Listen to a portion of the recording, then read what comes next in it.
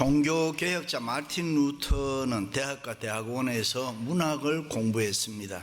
그리고 부모님의 말씀을 따라 법률가가 되기 위해서 법학을 공부했습니다.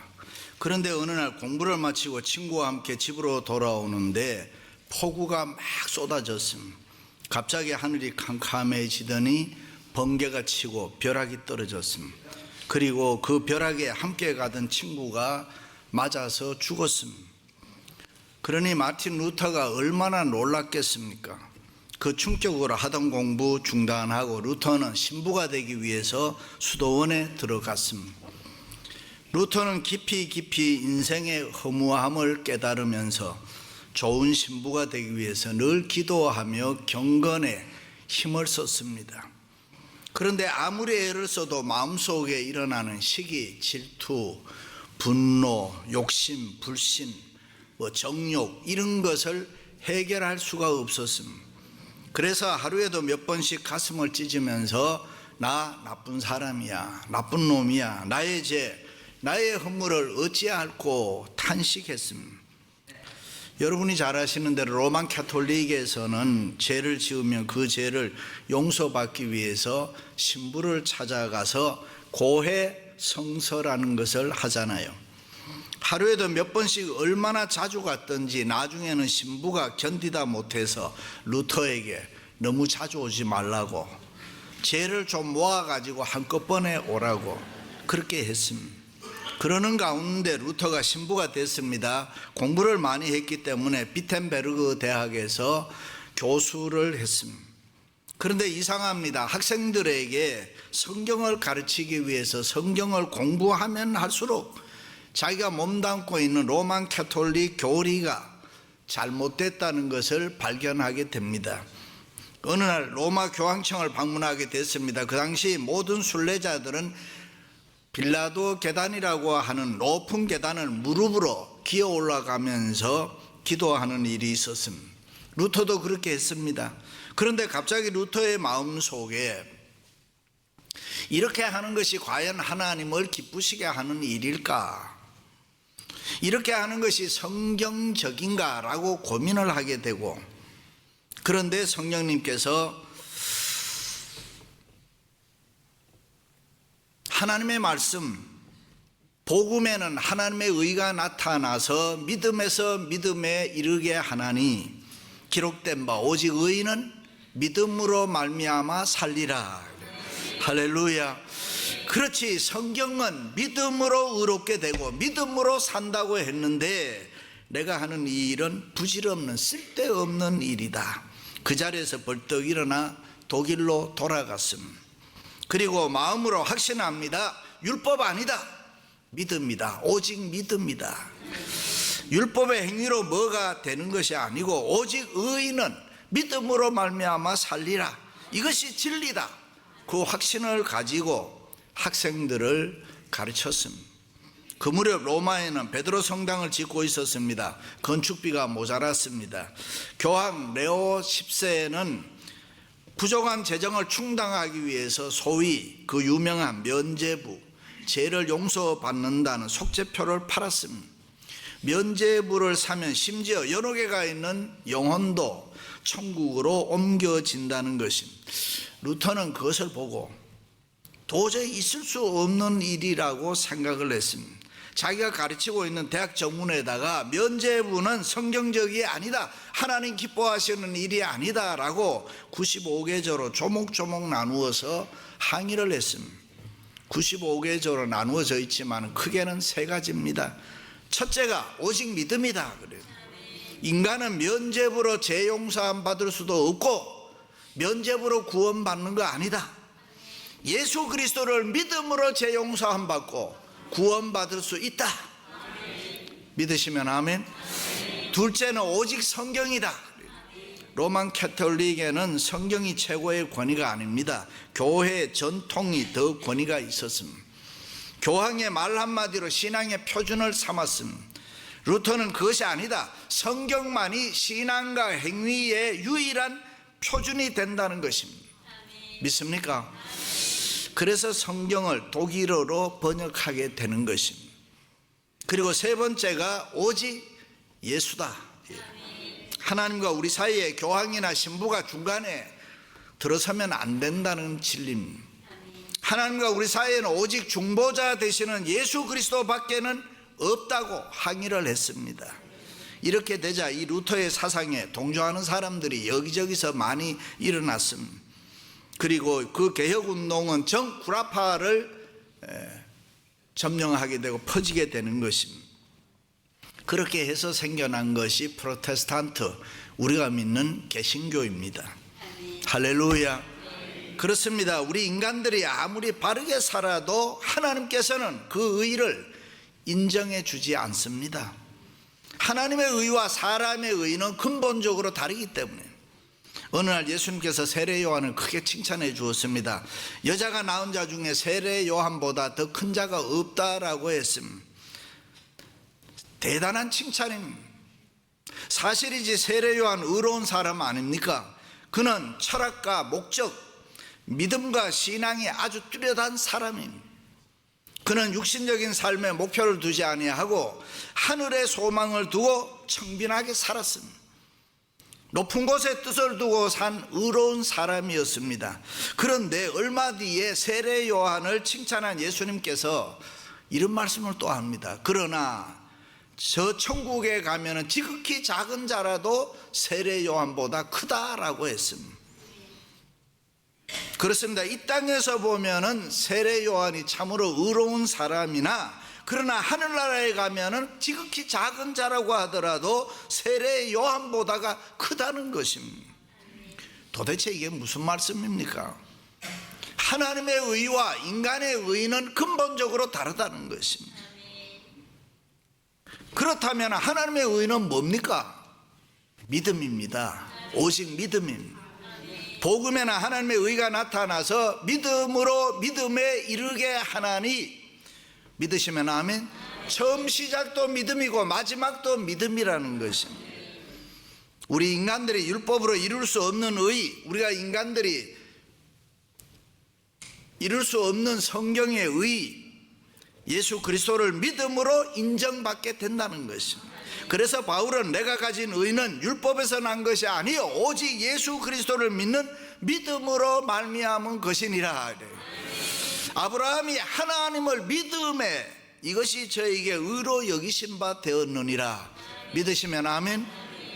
그렇습니다. 우리가 율법의 행위로 우리가 잘난 것으로 의롭다함을 받는 것이 아닙니다.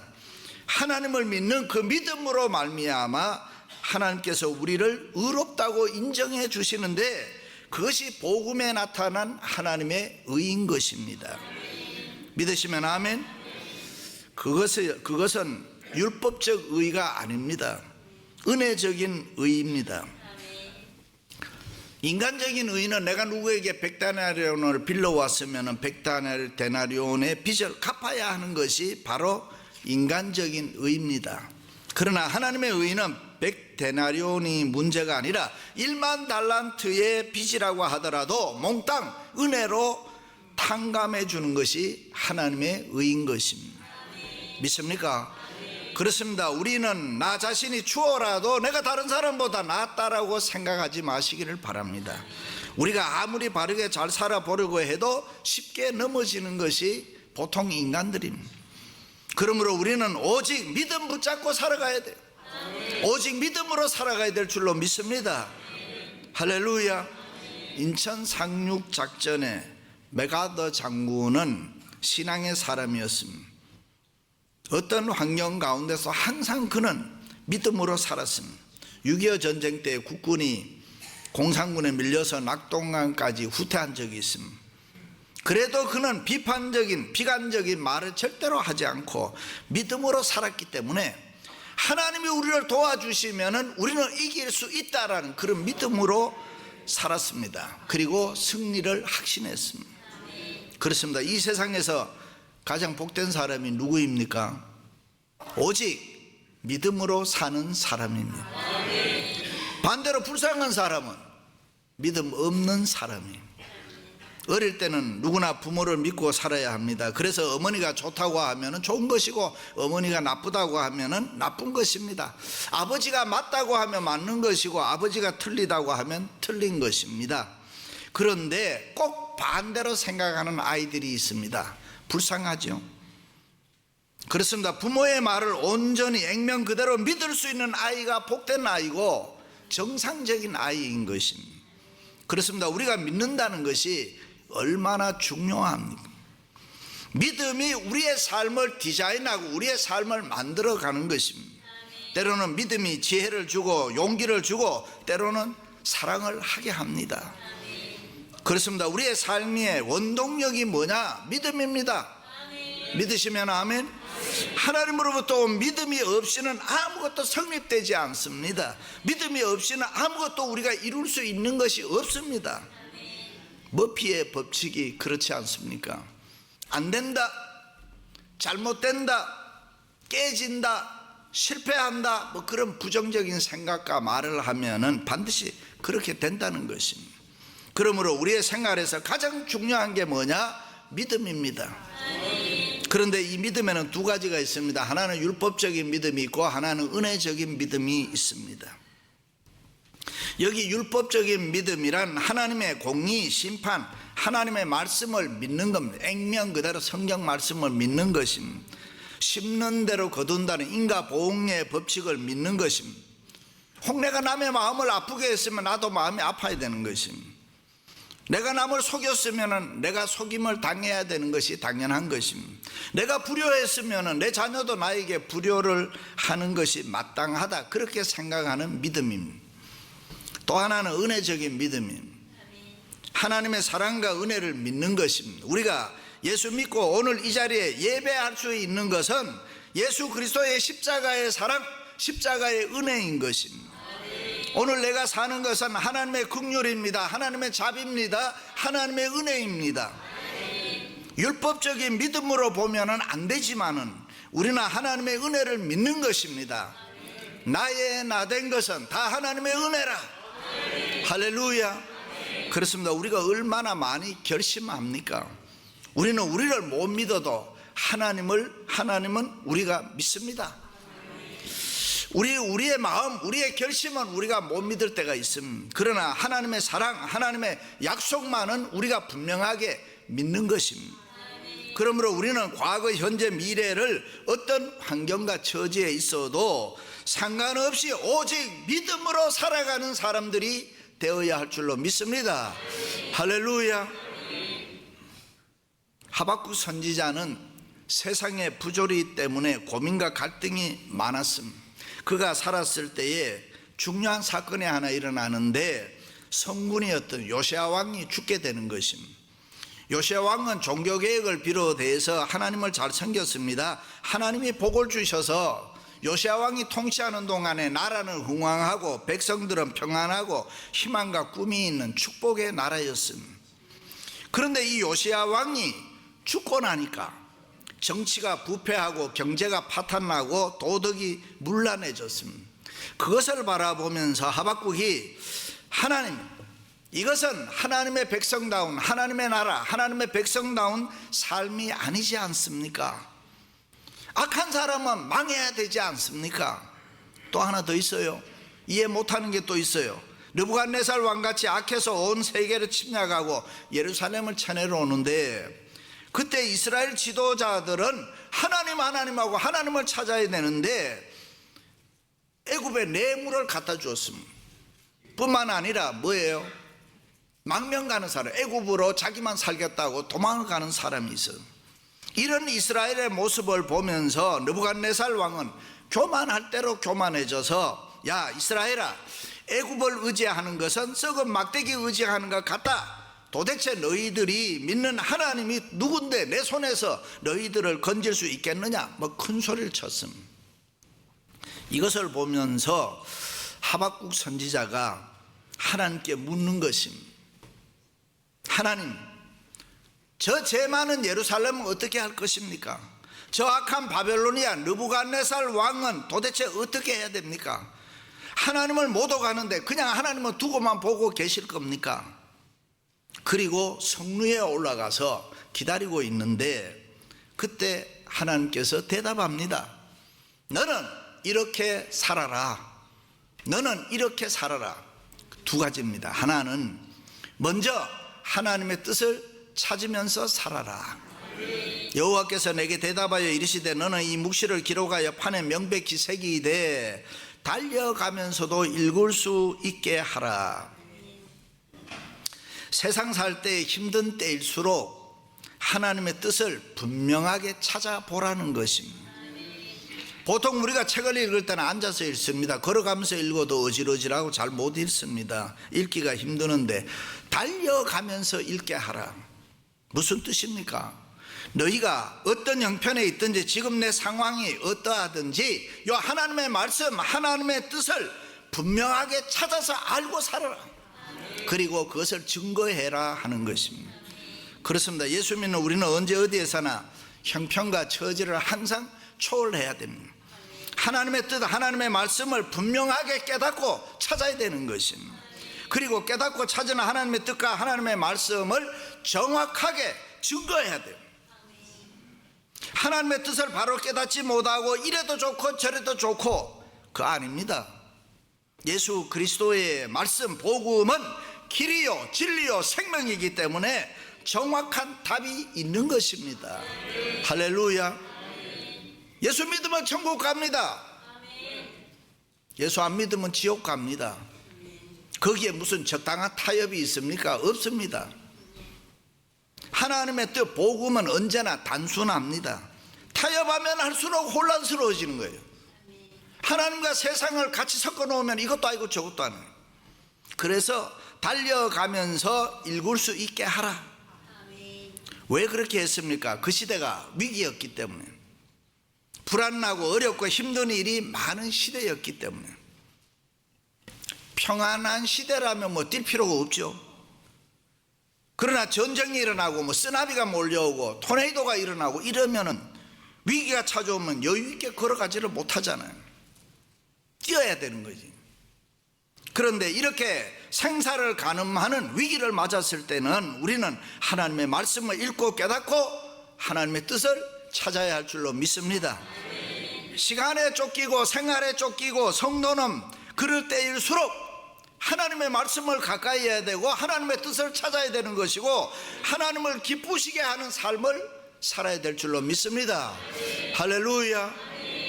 주일날 왜 결석했습니까? 라고 물으면 대개 바쁜 일이 있었습니다.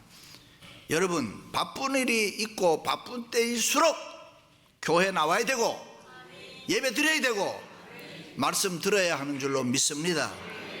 그렇습니다. 이 세상과 더불어 신령한 영적 전쟁하는 하나님의 백성들은 하나님의 말씀을 언제나 공급받아야 되고 하나님의 말씀을 가까이 해야 마귀와의 영적 싸움에서 우리가 반드시 승리하는 줄로 믿습니다.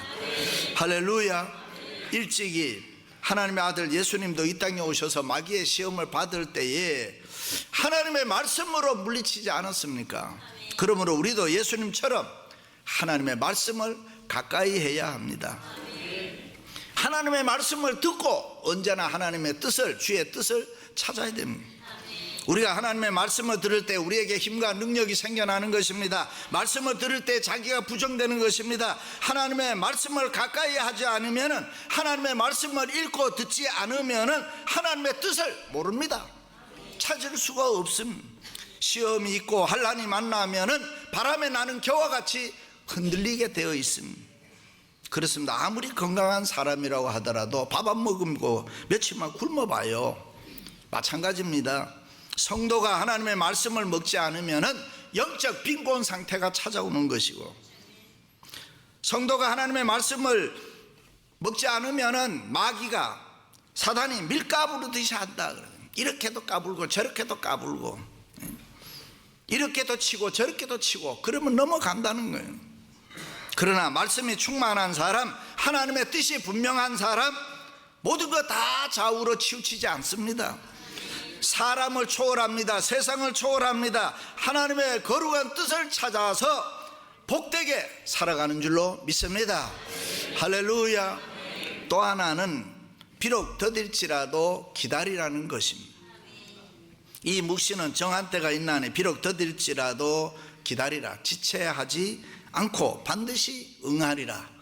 믿으시면 아멘. 세상의 모든 것은 우연이 없습니다. 다 하나님의 정한 때가 있습니다. 하나님의 시간표가 있습니다. 그러므로 힘들고 어려워도 우리는 믿음으로 기다리면 돼.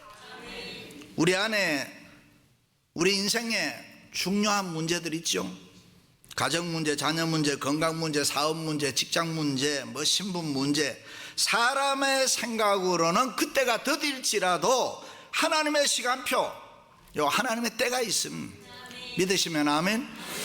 그때를 믿음으로 사는 사람은 더딜지라도 기다려야 돼요. 하나님의 때가 아무리 더딜지라도 우리는 오직 믿음으로 기다리면서 살아야 돼요. 그런데 오늘 믿음으로 산다고 하는 크리스찬들 중에도 보면은 세상에서 조그마한 일 하나 생겨도 예수 믿지 않는 사람보다 더 걱정하고 더 염려하고 더 호들갑을 떨고 더 어쩔 줄을 모르고 그런 사람이 있습니다. 그러나 믿음으로 살아가는 사람들은 절대로 그렇게 살면 안 돼. 아무리 어려운 일을 만나도 우리가 알거니와 하나님을 사랑하는 자, 그 뜻대로 부르심을 입은 자들에게는 모든 일이 합력하여 모든 일이 네트워킹하여 선을 이루느니라. 일찍이 전도서 기자는 범사의 기한에 있고 천하 만사가 다 때가 있나니 그러므로 시편 기자는 여호와 앞에 잠잠하고 참고 기다리라. 왜 기다려야 됩니까? 하나님이 작정하시고 계획하신 모든 일은 하나님이 정하신 때가 되면은 반드시 이루어지기 때문에. 그런데 하나님의 정하신 때 하나님의 응답을 기다리는 동안에 원수 마귀는 우리를 그냥 안 둬. 계속 흔들어 자꾸 의심하게 하고 불신하게 하고 하나님의 자녀지만 하나님을 원망하게 하고 하나님 앞에 불평하게 하고. 그러므로 성도는 기다리는 동안에 근신하고 깨어 믿음 위에 굳게 서서 소망을 가지고 살아야 합니다.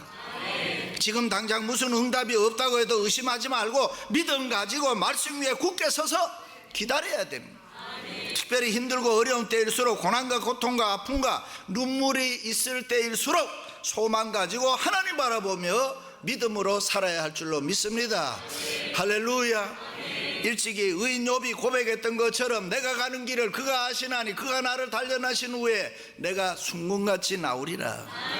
내가 그의 입술의 명령을 어기지 아니하고 정한 음식보다 그의 입의 말씀을 귀히 여기고 그는 뜻이 일정하시니 누가 능히 돌이키랴. 그런즉 내가 작정하신 것을 이루실 것이라. 할렐루야. 우리가 신앙생활하면서 가끔 낙심하고 좌절합니다. 불신하고 의심할 때가 있습니다. 하나님이 정말 계시는가? 하나님이 계시다면 왜 나를 안 도와주시는가? 왜 그런 생각을 합니까? 믿음으로 기다리지를 못해서 그렇습니다. 응답이 늦는다는 것은 내 쪽의 생각이지 하나님 쪽의 생각은 아니잖아요. 그러므로 비록 더딜지라도 기다리라. 우리는 많은 부분에서 이 기다린다는 것을 잊어버리고 살 때가 많습니다. 열심히 기도해 놓고 응답이 기다림이 없습니다. 그래서 응답이 돼도 기도해서 이루어진 줄로 몰라요. 기다리는 걸 안 했기 때문에. 우연히 그저 그냥 된 줄로 알아요. 아니면 자기 능력으로 운이 좋아서 된 줄로 알고 교만해지는. 하나님 앞에서 기도해서 됐는데 기다림이 없으니까 응답이 있을 때에 잊어버리는 거예요.